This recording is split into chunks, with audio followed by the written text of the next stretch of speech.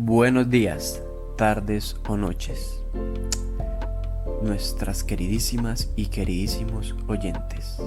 Sean bienvenidos y bienvenidas a nuestro podcast titulado Las familias andan diciendo. Y usted, al entrar acá, se preguntará ¿de qué consiste este podcast? Pues quédese, que acá les diremos de qué trata esto.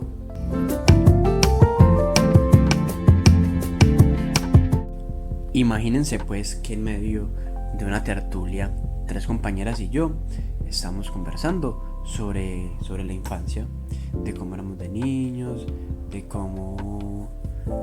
los juegos que hacíamos, de las cosas que teníamos, de cómo éramos con la familia y cosas por el estilo, de cómo nos contaban nuestros padres de cómo fue en su infancia o la manera en que observamos la infancia hoy en día. Y en ciertos momentos también nos podemos hablar del consumo del niño, pues como el niño pide mucho, o sea, pide muchas cosas, como que este juguete o que la camisa de mi equipo favorito o que este vestido que me gustó mucho, cosas por el estilo, que inclusive hay una cantidad impresionante de publicidad dirigida a los niños hoy en día.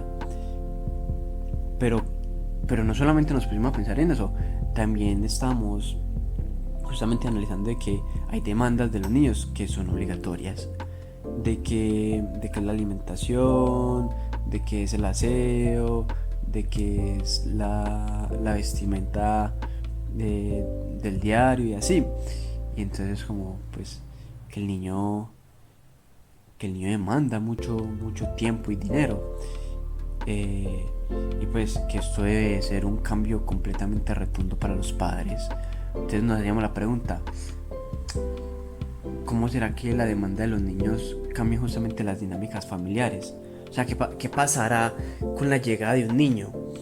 Entonces ahí fue como, sería interesante preguntarle a nuestras familias o familias cercanas y cosas por el estilo, ¿qué habrá pasado?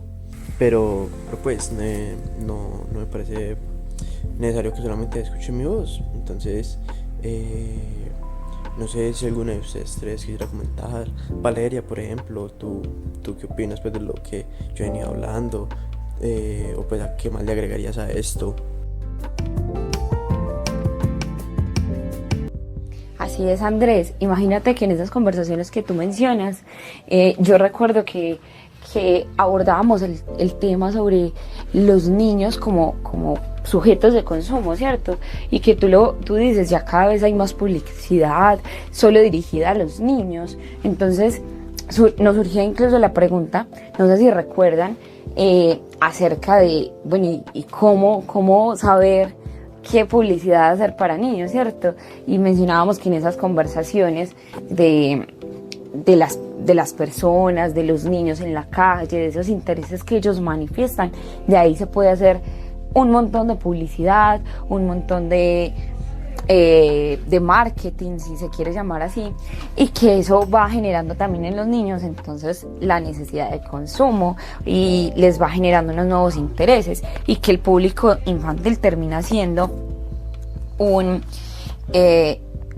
como una apuesta importante por parte de la industria, del comercio, para capturarlos, y que así ellos, si bien no son los que tal vez costean estas demandas o tal vez satisfacen por ellos mismos sus demandas, sino que requieren de pronto de un adulto, el adulto termina siendo como ese ente de consumo secundario frente a esa demanda que expresa el niño, ¿cierto? Pero que toda la final empieza con el niño. Entonces, recuerdo que también mencionábamos como, bueno, entonces estas demandas son realizadas por los niños, son incluso inducidas por la industria, a raíz de lo que se ve, se experimenta con los diferentes niños y niñas.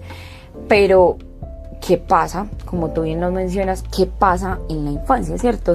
O más bien, ¿qué pasa en ese adulto que escucha esa demanda, quien está siendo demandado, y y qué pasa en él, o sea, cómo decide satisfacerla o no, cuáles son esos criterios para darle gusto, como decimos coloquialmente, al niño o a la niña, o para decirle, no, esto no es posible y ponerle un límite. O sea, ¿cuál es eso? ¿Qué es eso que le pasa al adulto para tener esos criterios de selección o de apertura frente a ciertas demandas? Y con respecto a esas demandas que tú también manifiestas acerca que son pues como inherentes al ser niño, a crecer, necesidades biológicas, podríamos llamarlas así, e incluso necesidades básicas,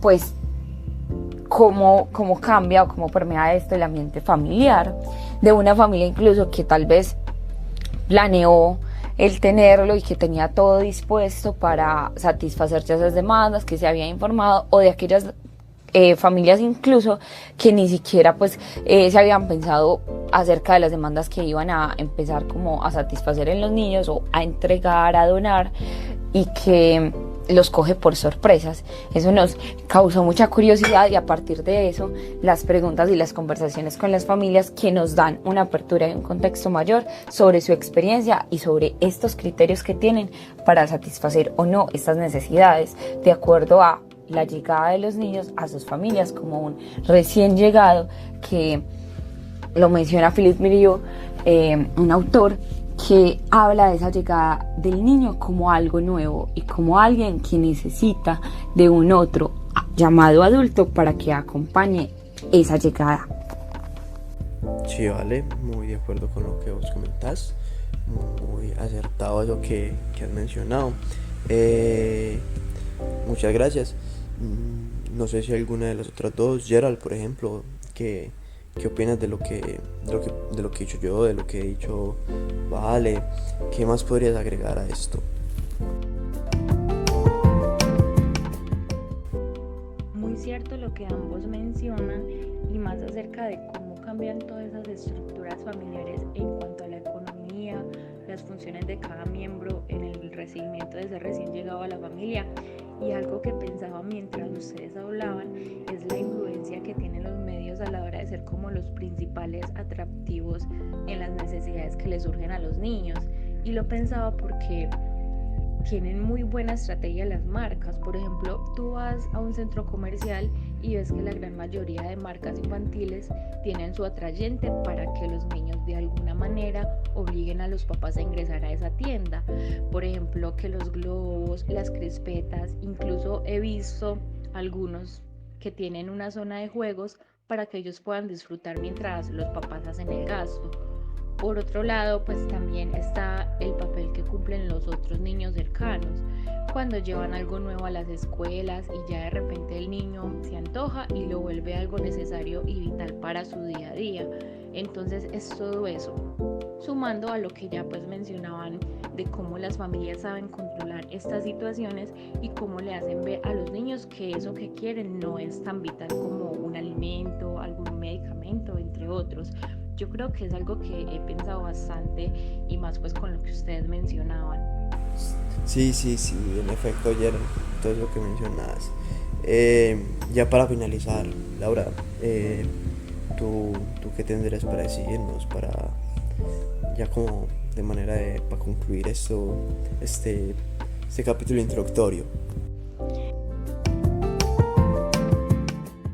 Chicos, sí, estoy súper de acuerdo con lo que dicen ustedes, pero siento que es importante hacer como una distinción ahí entre las demandas de los niños, porque claro, hay unas demandas, digamos, básicas, de necesidades básicas que no hacen pues precisamente los niños cuando nacen, porque no pueden hablar todavía, pero sí son cosas que necesitan para sobrevivir, ¿cierto? Que la comida, los pañales, la ropa, etcétera. Y son cosas que implican un gasto distinto al que probablemente tenían esos padres antes de que llegara ese hijo. Y luego pues otras que tienen que ver con sus derechos como educación, etcétera, donde aparecen ya otras como cuadernos, uniformes, zapatos, etcétera, que no son precisamente cosas que pidan los niños, sino que son necesidades para poder, pues, como ejercer sus derechos, su derecho a la educación. Ahora también está como otro tipo de demandas que son como esas demandas genuinas de los niños, de cosas que genuinamente le gusta al niño. Por ejemplo, que al niño le encantan los dinosaurios y le encanta leer, entonces pide un libro de dinosaurios, y es como una demanda genuina de él, un gusto genuino por aprender sobre esto, que no necesariamente está influenciado por el marketing, que es aquí donde viene ese como tercer tipo de demandas que percibo yo, que también lo mencionaban ustedes antes, sobre esas demandas que se dan porque la propaganda, porque el local del centro comercial está súper llamativo, porque otro niño lo tiene, porque, bueno, estos otros elementos que hacen parte como de el marketing que involucra a niños y que quiere vender pues juguetes o elementos así, y ponen en sus propagandas niños usando los juguetes o cosas así. Y entonces también, pues, como lo que decían, interesante saber bajo qué criterios un papá decide o no decide atender esas demandas, sobre todo cuando se tratan de aquello que tiene que ver con el marketing y no precisamente es un deseo genuino del niño. También bajo qué criterios deciden comprar o no un juguete, porque también es cierto que hay juguetes que no precisamente pues como que le aportan al desarrollo integral del niño. Entonces también bajo qué criterios deciden o no deciden hacerlo. Y no sé, siento que es súper interesante y vale mucho la pena conversar sobre esto. Perfecto. Muchas gracias por la explicación de ustedes tres. Y para nuestros queridísimos y queridísimas oyentes que se quedaron para escuchar este capítulo introductorio de Las familias andan diciendo, quédense en sintonía, escuchen los otros capítulos, las experiencias de las familias, que es bastante interesante. Y nada, hasta luego. Feliz día.